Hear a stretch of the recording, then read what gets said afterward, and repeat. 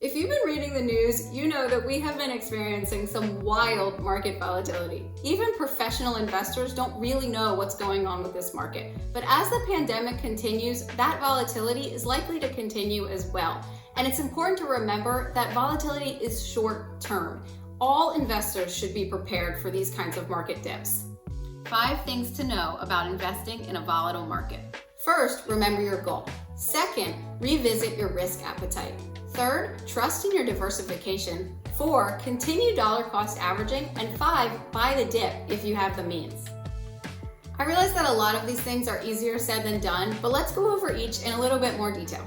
Number 1, remind yourself of your goal. Here's the thing about the stock market. It changes constantly, but if you really think about it, your goal probably hasn't changed much at all. And if you're in the stock market, you should be investing for a long-term goal. The market is really for retirement and goals that are very far away, not a wedding that you need to throw next year. And so if you're investing for a long-term goal, you can really tune out a lot of this volatility.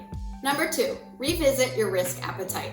There are a lot of things to worry about right now, and your portfolio doesn't need to be added to the list. So if it's keeping you up at night, it may be that you're actually taking too much risk and you're not able to handle this market volatility. And it's okay to dial it back. If you're not sure how much risk you should be taking, you can take an online risk tolerance quiz like we have on our site to find out what the right portfolio is for you. Number 3, trust in your diversification. You chose the investments that you chose for a reason, and it's important to remember that. Ideally, you have a mix of stocks and bonds, and within those categories, you're invested across different industries, different companies, and different geographical locations. And what that diversification really does is protect you from a lot of this market volatility. But if you're finding that you don't think you're adequately diversified, or you think your portfolio is underperforming the market, then it might be time to see if you should talk to a financial advisor or a robo-advisor.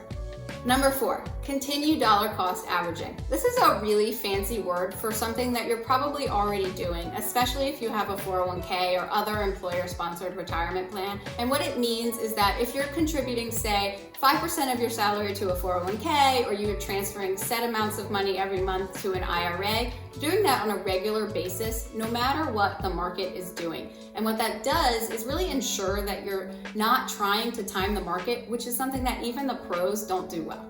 Number 5, buy the dip if you have the means. If you're in a store and there's a big sale, you're not going to run out the door, but people do that to the stock market all the time.